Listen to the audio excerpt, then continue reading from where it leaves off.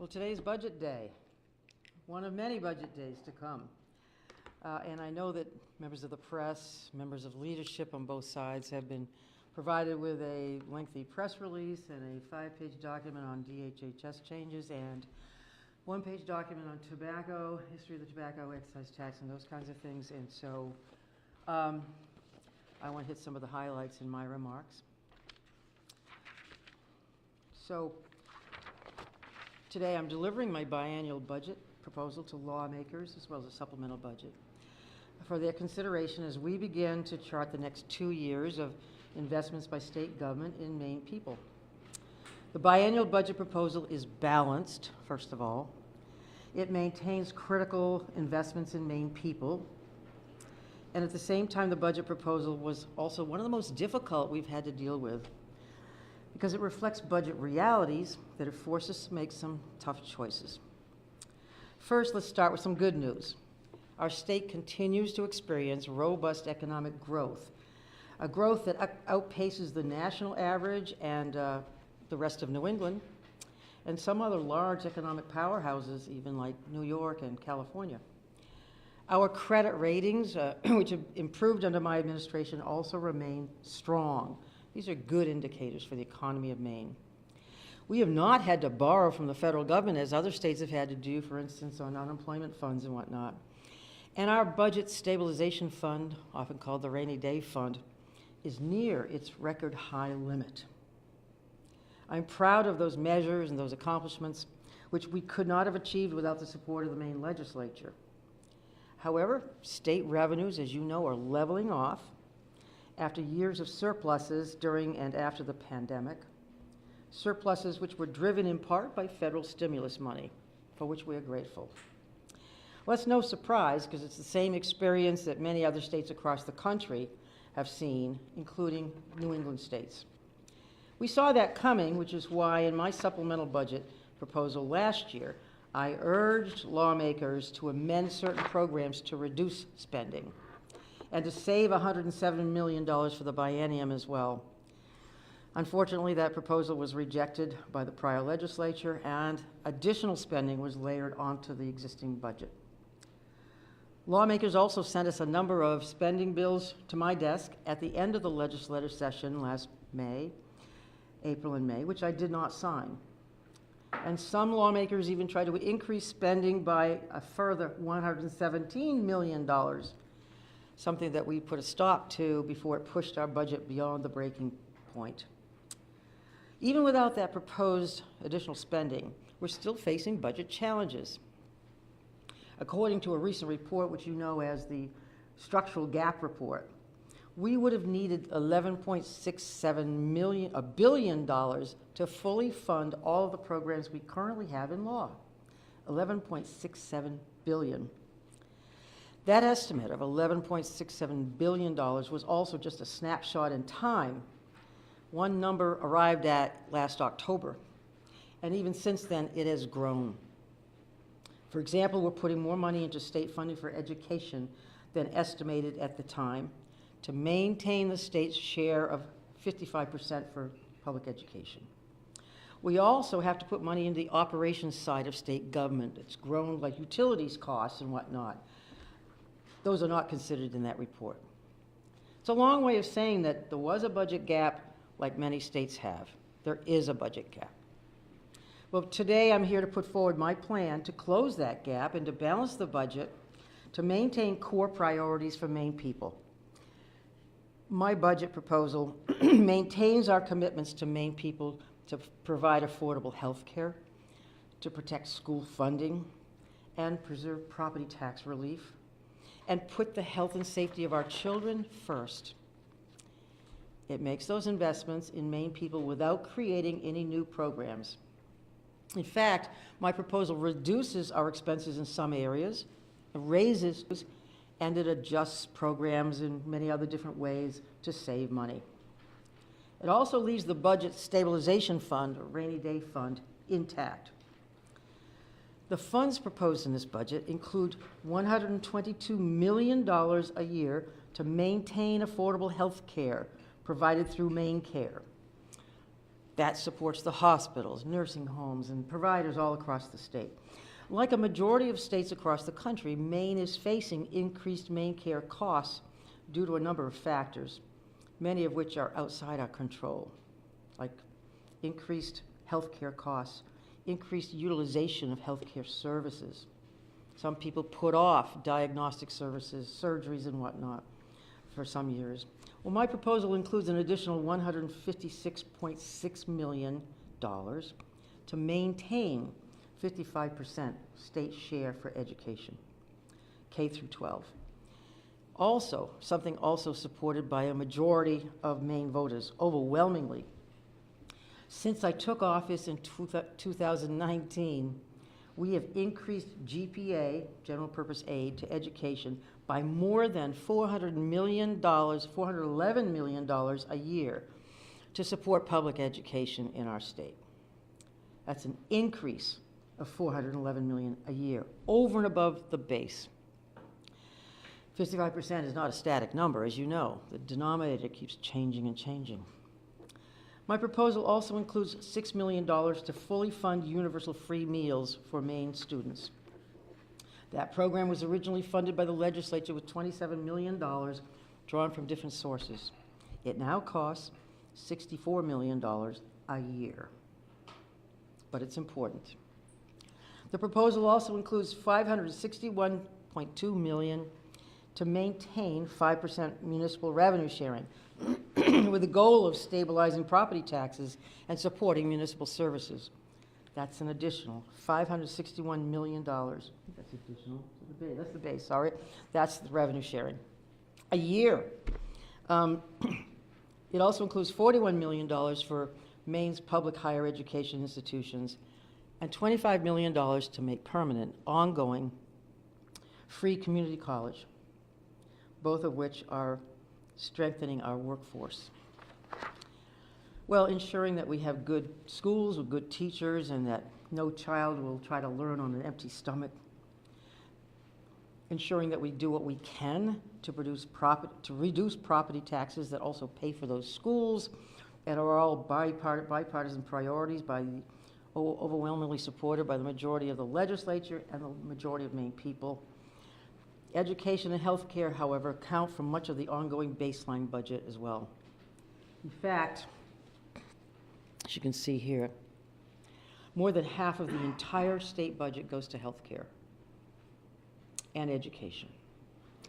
In addition to maintaining our core commitments to Maine people, our budget continues our successful mobile home preservation fund, and it invests in child welfare and children's behavioral health services, in mobile crisis response, which has been the subject of a lot of discussion, in addiction treatment in the county jails, and nursing home care. About $6.5 million in rate reform for nursing homes in this budget.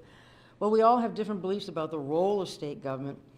I don't believe government can or should be all things to all people at all times.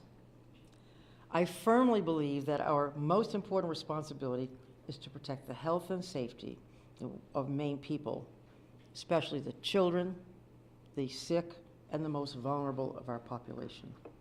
And that belief is reflected in this budget. My budget proposal, however, also reflects difficult changes and choices that are a reality of our tight budget circumstances. To balance the budget and to protect the long-term fiscal health of Maine, I'm proposing to make certain programmatic changes, primarily within the Department of Health and Human Services, obviously the largest department in state government. Those changes were not easy to make, and I have not made them lightly.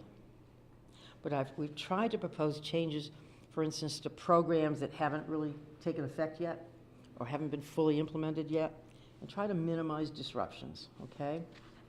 And I'm also proposing an update to the cigarette excise tax and to taxes on related tobacco and nicotine products. Let me just say, Maine has the highest adult smoking rate and the second highest youth smoking rate in New England. We also have the cheapest cigarettes of nearly every state in New England. And we haven't raised the cigarette excise tax in 2 decades, unlike every other New England state.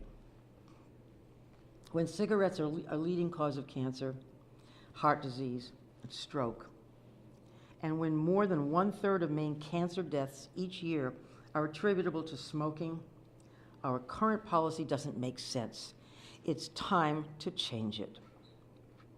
That's why my budget proposal includes a $1 increase to the cigarette excise tax, which puts us in the middle of our New England neighbors. It also includes a similar increase in the excise taxes on other tobacco and tobacco-related products, nicotine products. And this measure alone would generate about $80 million in revenue for Maine over the biennium. Keeping in mind, I am not proposing and do not support any increase in Maine's income or sales taxes, broad-based taxes. But with this proposal, we've taken a balanced approach, one that maintains core programs like education and healthcare, one that raises revenue in a targeted way to benefit public health, and one that makes difficult changes to programs to save money. There are tough decisions to be made in the coming weeks and months, but I know this legislature shares my commitment to enacting a balanced budget that is good for Maine people and good for the fiscal health of the state. I look forward to working with all of them and with the Appropriations Committee to achieve just that. We've shown in the past that through hard work, Democrats, Republicans, Independents can come together to do what's right for Maine people. We face the same budget circumstances that are being confronted by states all across the country, but Maine people are counting on us to come together to serve their interests now and in the future. This budget proposal charts a path for us to do just that. Thank you, and I'm happy to take a few questions if they aren't already answered in the handouts. Yes, Brad, or Susan, who's next? When it comes to cuts for DHS, you've prioritized mental health support for years, and I noticed that the crisis receiving centers in Kennebec and Aroostook are no longer going to be funded. Can you talk about any potential impacts from not having those services available to folks? Sure. It's almost too easy to say those are great things to do. We want to do these things. Crisis service centers have been very successful in Portland, for instance, and we tried to start one in Kennebec County. The bids came in way too high. It was not going to happen for a lot of mainly fiscal reasons. So we'd like to do one in Lewiston because Lewiston is where a high need was exposed this past year. And we'd like to do one in Penobscot. We can't be all things to all people. We can't do good things like crisis receiving centers everywhere we would like to do them or everywhere the legislature would like to do them as well. We're balancing the fiscal needs of the state and other healthcare needs of the state with what we can do. Got to be realistic. Do you think the tobacco, increase in the tobacco tax, do you think that's going to impact the poor people in the state? And also, do you consider raising taxes on liquor or marijuana as well? Well, the liquor taxes are established by contract with, yeah, it's a whole different scenario. We don't just raise taxes on liquor unilateral fashion. But the cigarette tax, honestly, it's proven, we haven't raised it since like 20 years ago. When they did raise it, it showed not just some revenues, but a decline in actual smoking use, which at the same time decreases public health expenses because we know that smoking contributes to lung cancer, heart disease, and other maladies that are prevalent among the Maine population in general. So it had a beneficial, proven public health impact last time it happened. We would expect the same to happen this time. Can you talk a little bit about the rising costs? I was particularly struck by the free school meals and how you said that went from like 27 million up to 64 million. Yeah. Which seems like a lot, and I think it's in 4 years, right? Can you explain that a little bit and talk generally about like rising costs and how they factor in? Well, it surprised me too that it gone up that high, and we need to get a handle on it. initially it was tied, or has been tied historically, to the federal reimbursement rate for low-income receivers. We no longer have kids stand in two different lines saying, how much does your mommy and daddy make? You get a free meal, or reduced meal if they make X amount or X amount. We no longer segregate our kids by income. We give them all the equal benefit. But that benefit has also been tied to the federal reimbursement rate. We may look at changing that somehow. The increased costs are supplies, basically. And I can't tell you the details, but that's what we're getting for Bill, increased costs, supplies. Governor Mills, will you commit to vetoing a majority budget if Democrats push one through the legislature? A simple majority budget? What I've said before, I say again every year, I want all sides to work together. And I say that strenuously as possible. And I know that we have new leadership on both sides.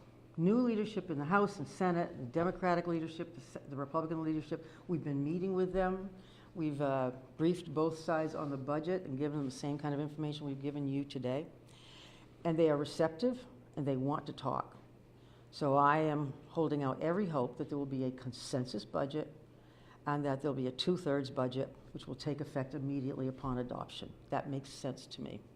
At what point do we consider dipping into the rainy day fund? I am not considering reining in or raiding the rainy day fund. That's for unique purposes that have not, or circumstances that have not existed yet, so. Do you expect any cuts to federal funding from the Trump administration? And is that anything that you're preparing for or that is reflected in the budget? You know, he hasn't been sworn in yet.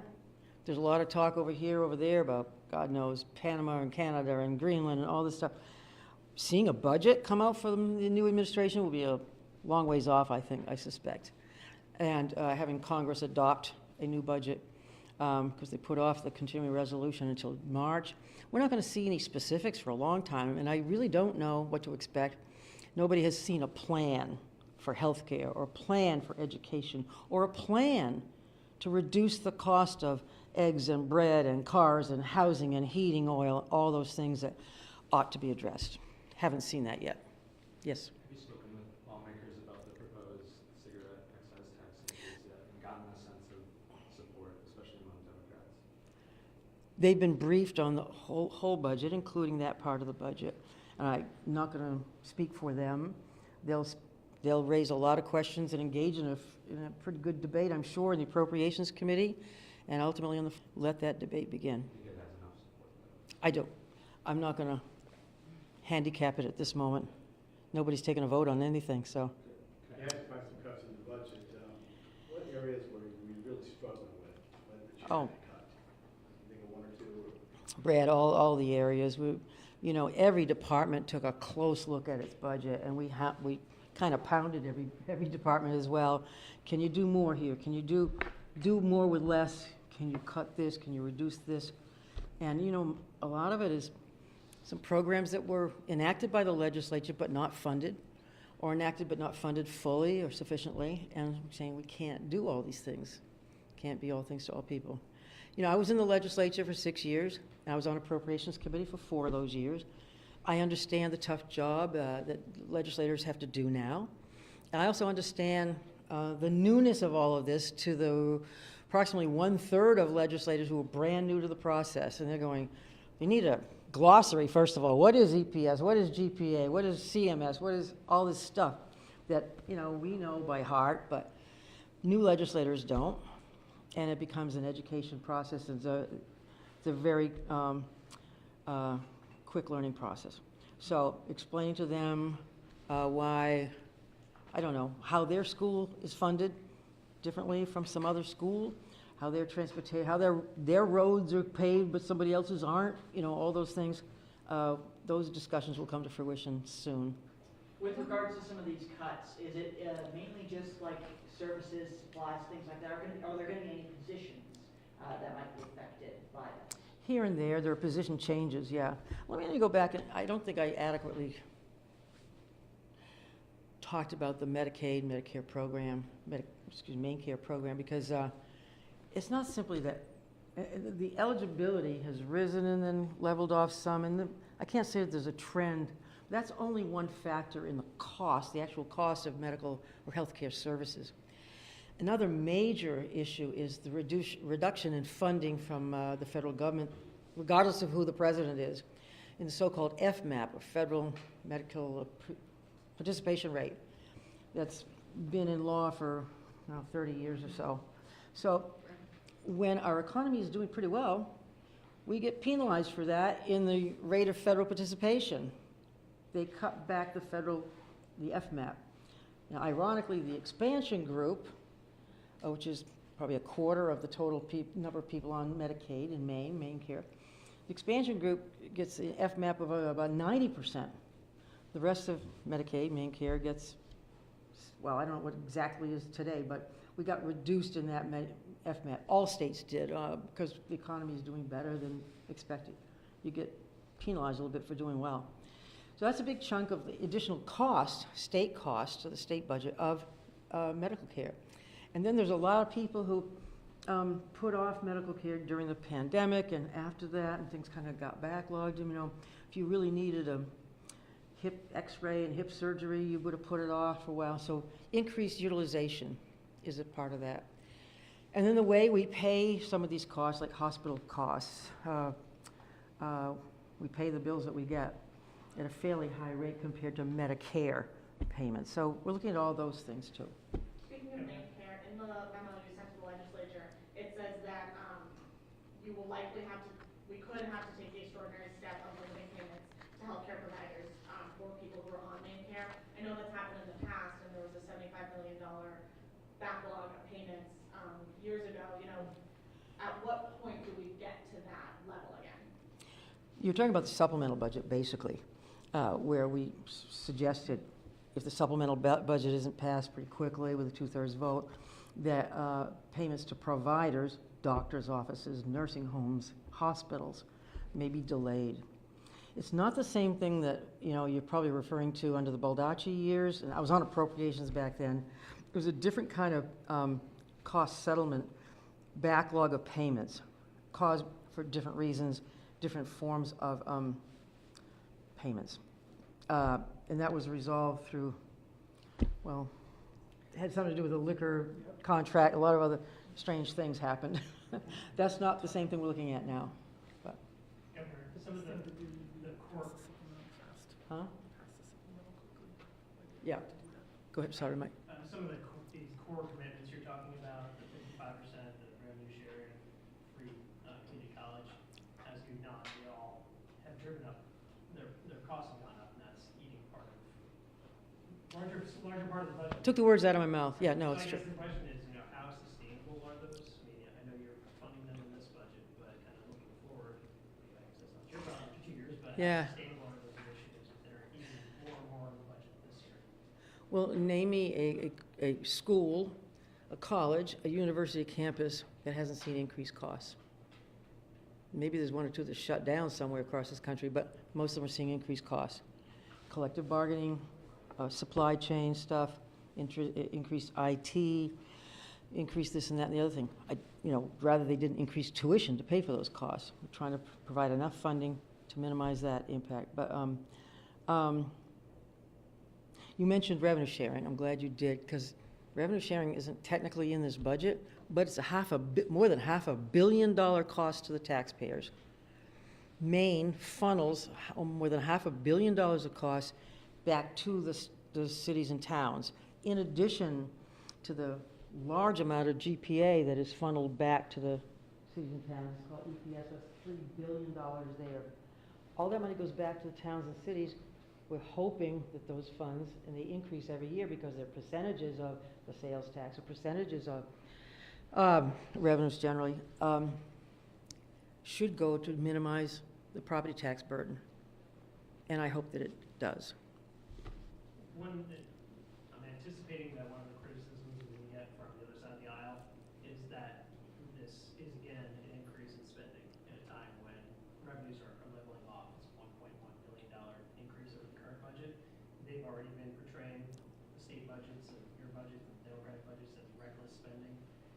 reckless Can you spending. talk- Yeah, can you talk, in the past, they've forgiven it, can you talk just about why we're still, if revenues are leveling off, why we're still seeing an increase in the total budget of more than $1 billion? Yeah, I don't think any school in the state of Maine would call the additional monies to GPA reckless.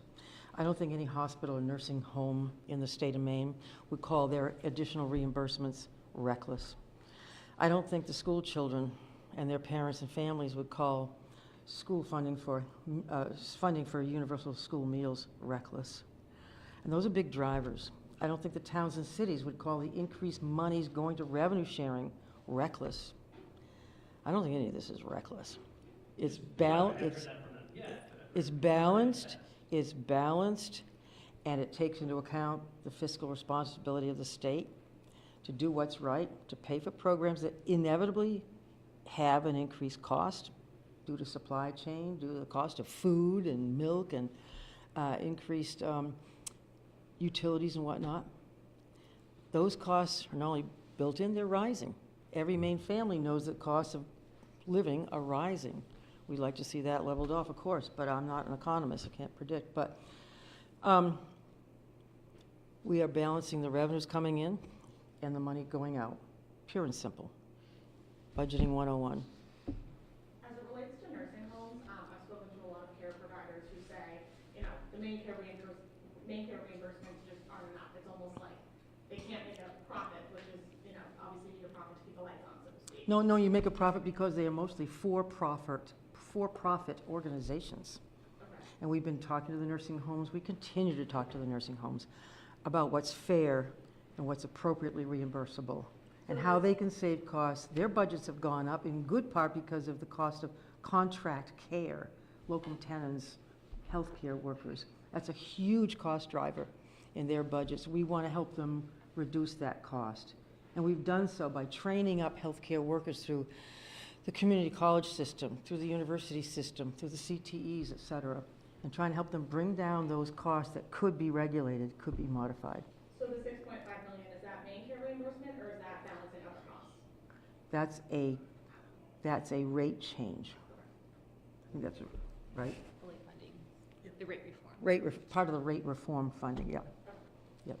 But, Republicans yep. and Democrats have both said housing is a key issue. I don't think there's any specific bills out there that I think of yet. But I know you've got the mobile homes, helping mobile home parks in there. Is there anything else in the budget to help with housing? Yeah, sure. Thank you, Brad. There are no new programs. We're continuing to fund some of the Mobile Home Preservation Fund. But built into the baseline now are major initiatives of the last 6 years that are helping develop housing for all levels of income, and basically workforce housing and affordable housing, basically. The historic rehabilitation tax credit, for instance, is a huge driver of taking old buildings, old schools and whatnot, and turning them into housing for seniors or for low income or for workforce. The affordable tax credit that I think Ryan Fector put in originally, that we put in the baseline, that's been continuing. It's not a new program, it's continuing a really good program. And some of these are modeled on federal tax credit programs that provide another benefit for developers to do that kind of housing. We also funded multiple millions of dollars worth of shelters in different cities and housing through GA in the past. So that's, a lot of that is ongoing, not all of it, but no new programs for housing in this budget. We have time for 2 more, and then the commissioners can hang around afterward and address any more specific questions. How do you want this budget to look now, you know, as you leave office 2 years from now, given that this is going to take us until, you know, close to the end of your time? And then could I want it to look enacted. can I, not to contrarupt the two, but Sorry. it's an unrelated question to you. Have you spoken with Commissioner Gallagher about his Oh, sure. first remarks with the Parks and Yeah, sure. do you have? No. He's apologized to the individual, and that's fine with me. Anything else? One more, come on. Come on. Well, you asked the question. No. Well, I just have one Okay. question. It's just that you mentioned the 55%. I know that's been something you've really struggled for. You're the first to do that since 2004. And then the revenue sharing is a big piece. argument to that is that those things, I'm not sure, well, how to phrase this. Property taxes are going up all over the state. Mhm. So I know that those are sort of framed as mitigation proposals, not only, to help stem the tide of rising property tax increases, but that's not happening, or maybe it's not, property taxes are still going up. I guess, do you have a message to municipalities about that? Are you concerned that these monies aren't going to lower local budgets? Or, Well, it's, where it's supposed to? I've talked to a lot of city councilors and city managers, town and city managers, and there are different problems in different areas of the state causing the increase in the tax bill itself. As you know, the Maine Constitution limits our ability as a state to regulate or change property taxes per se. We've gotten around that by inventing and continuing the homestead tax exemption for people who reside in Maine, and providing the, what used to be called circuit breaker tax, what's it called now? Tax deferral, and for providing other measures. And obviously GPA and revenue sharing are intended to reduce the burden on property taxpayers, particularly Maine residents, if we can. We do what we can to do that. I talked to one city manager. I said, why? You've got more building, more structures here. Your tax base seems to have expanded in the last few years. Why is the tax bill going up? And he said, we're losing our commercial tax base. So the burden is shifting onto the residential property owners. So that's in that city. I don't know what the cause is in every different town and city across the state of Maine, but I want to work on that for sure and see what we can do to alleviate the tax burden. Does that mean possibly enriching the homestead tax exemption benefit or something else? I know there's some proposals floating out in the legislature or en route, but Yeah. I know that's a big concern. It's a concern, and with the huge increase in the actual dollars going out in revenue sharing, huge increase in actual dollars going out in GPA, and the tax benefits of different housing measures, I would hope that Eagle Eyes would see this as a way to reduce property taxes to Maine residents in particular. I can't tell every town and city how to assess the taxes. Also, there are reevaluations going on in some of the major communities. By law, we're supposed to do it every 10 years. Some of that's been put off, and so people are seeing the impact of that town by town. No, it's sad. I'd like to see some relief. We've tried to provide relief in the past. I'll listen to any reasonable ideas. Anything else?